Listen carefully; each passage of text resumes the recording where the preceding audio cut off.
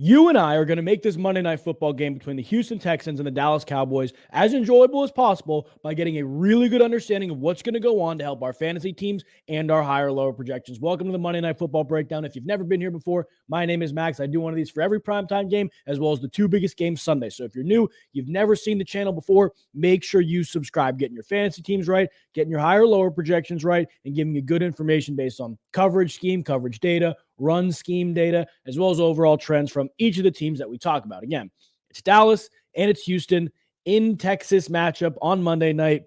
The Texans are heavy favorites. If you're like me, you want to find something to, put a little cash on for this game. I'll talk about what I'm going to do with that at the end, get you some bonus cash at the end as well.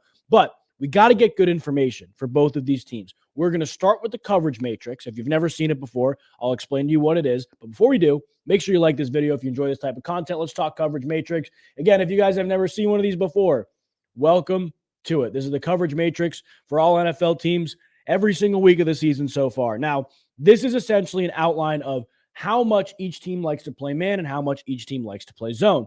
For example, you see here the man percentages, the Lions, Patriots, Jaguars, Browns, Broncos.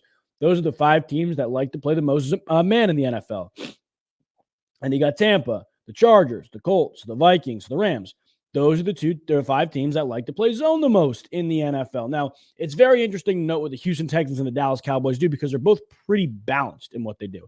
Dallas plays man 31.2% of the time.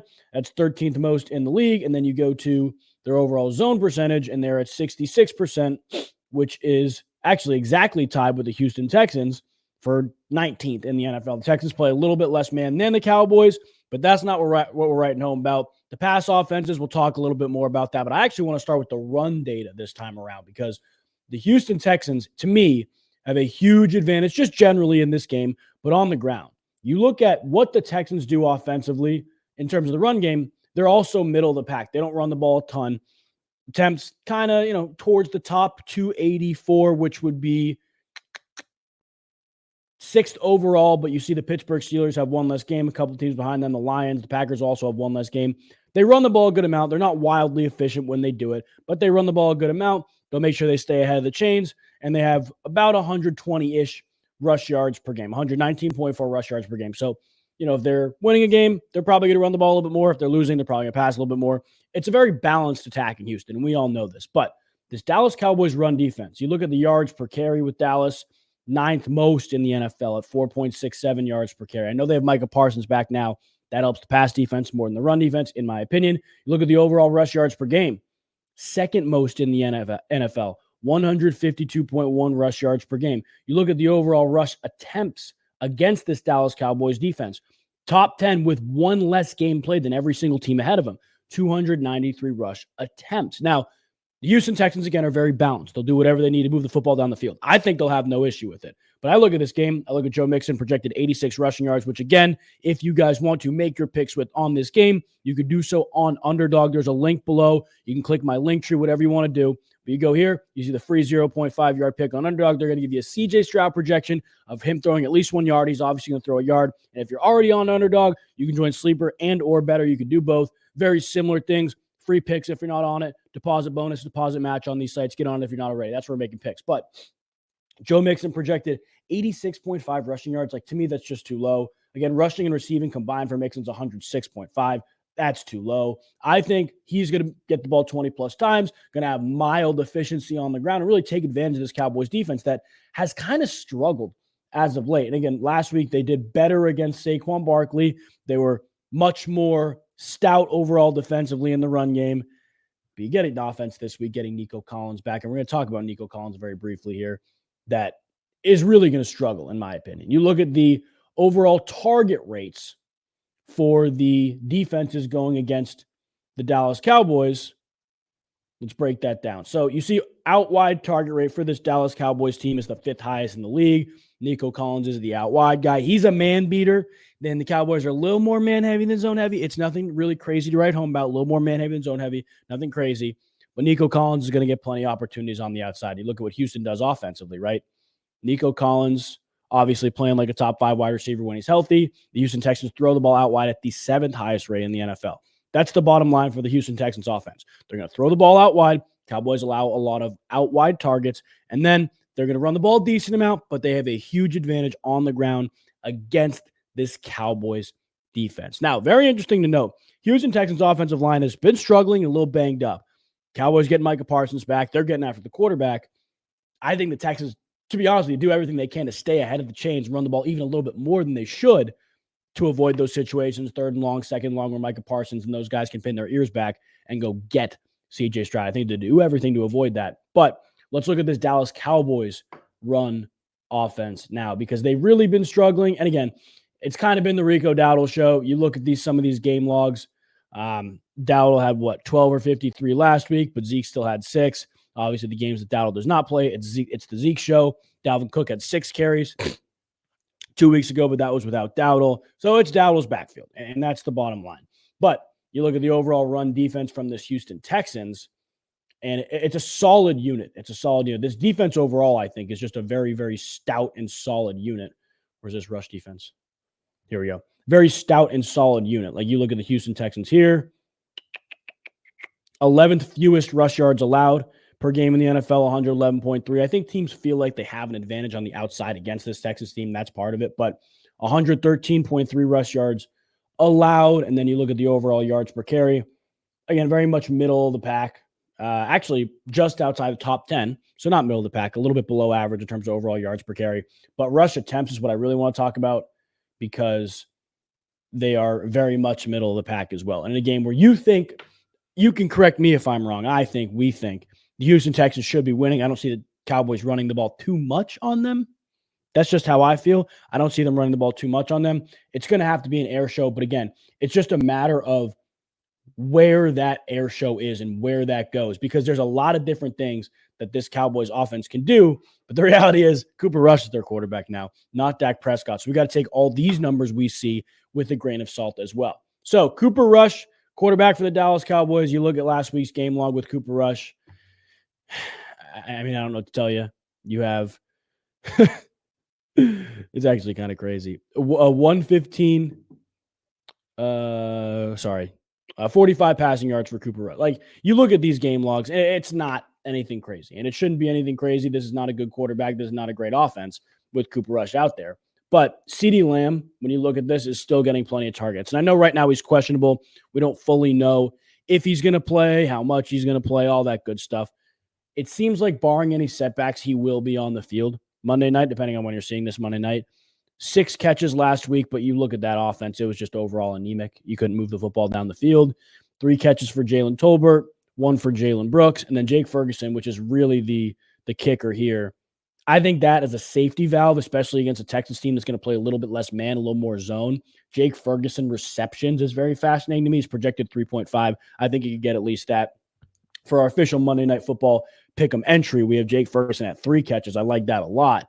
But the 4 for 24 in the first game, he hasn't had a game where he's had less than 3. He's had 1, 2, 3, 4, 5, 6 games where he's had at least 4. Now Cooper Rush is coming in against a zone-heavy team. I know it's a tougher matchup for this Texans defense. They're good against tight ends. Overall, fantasy-wise, yards, they're good against tight ends, but they're going to do everything to make Cooper Rush beat you. And I think that's going to be stopping the ground, selling out to stop the run, and then making him beat you on 3rd and long. And, if they sit back in zone, he's going to check the ball down to maybe Rico Dowdle, but Jake Ferguson, again, catches for Jake Ferguson to me is the biggest thing there. So Jake Ferguson to me is a guy you got to look at. But let's look at these target rates, because that does matter a lot, especially when you look at some of the things that the Texans do defensively, because they are getting targeted on the outside at the 2nd highest rate in the NFL. 2nd highest rate. Now, CeeDee Lamb, as you guys think, okay, he's the main guy in Dallas. He's going to get most of the targets, and he always will. But he is not the main out wide guy in terms of overall percentages. He is,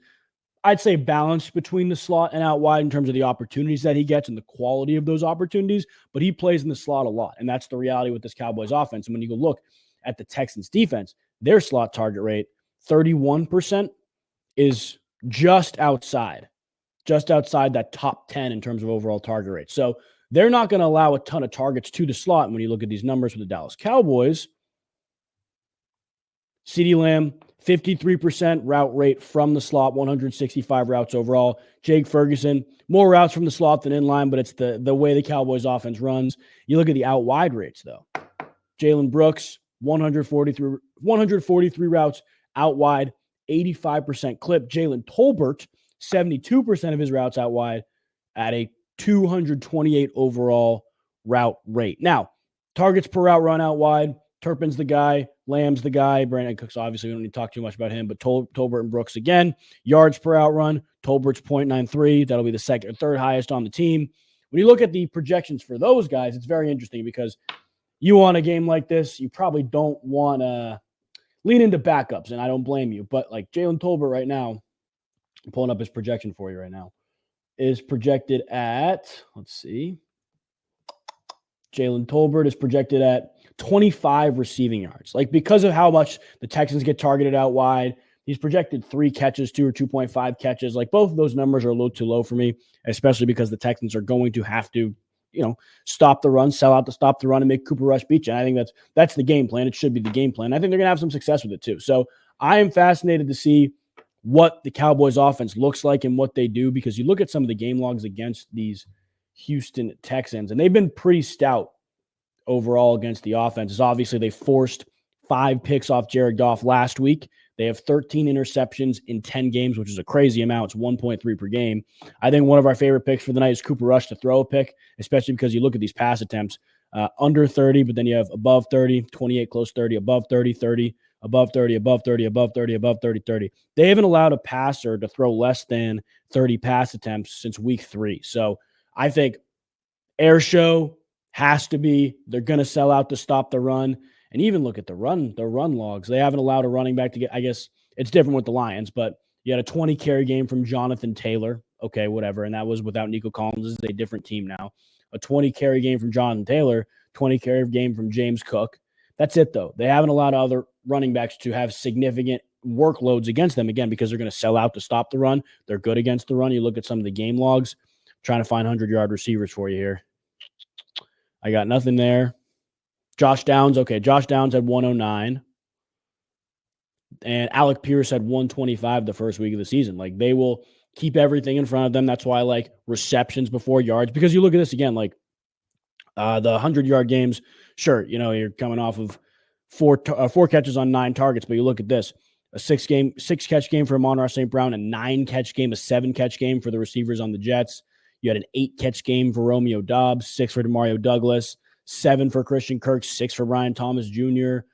They keep everything in front of them. When you sit in zone, you keep everything in front of you. That's why, again, you look at some of the tight ends. Like Laporta had 3 last week. Obviously, they haven't really played a lot of good tight ends the 2 weeks before that. But Kraft had 3. Hunter Henry had 3. Brenton Strange had 3. They haven't really played a lot of quality tight ends. So I think this week you play Jake Ferguson. 3 catches, 4 catches, wherever you want to lean it up to. Very, very good. But the overall themes in this game, the overall theme with this matchup, Houston Texans have a significant advantage on the ground. Cowboys aren't great against the run. Texans are pretty balanced in what they do. And the game flow suggests that they're going to have to run the football a little bit more. They're going to want to run the football a little bit more. Love Joe Mixon yards. But when the Texans do pass, Cowboys are allowing out wide targets at a top 10 rate, and the Texans are throwing the ball out wide at a top 10 rate. So to me, that's Nico Collins. He was a full participant most of the week in practice. Probably could have suited up last week if it was a playoff game. Like, he's ready to go. He's healthy. He's missed, technically 5 weeks, but really 6 because they had a bye. He's healthy. He's fresh. His legs are good. So I like Nico Collins a lot this week. On the other side, though, Texans will stop the run. They'll sell out to stop the run, and they should, because you want to make Cooper Rush beat you on 3rd down.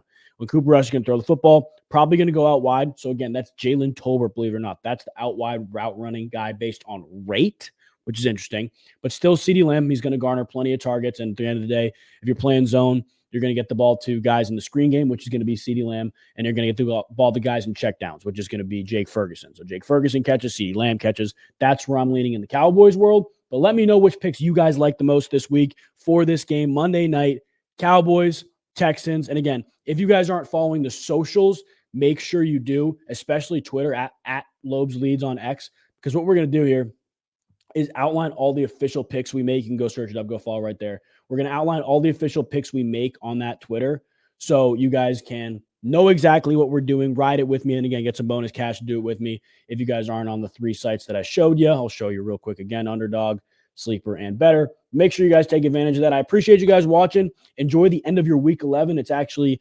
insane that we are in week 11 of the NFL season, but I appreciate you guys sticking with me. Appreciate you guys watching. Again, if you're new, make sure you subscribe, join the family. God bless you guys, and we'll see you next time for Thursday Night Football between the Pittsburgh Steelers and the Cleveland Browns. We'll see you guys next time.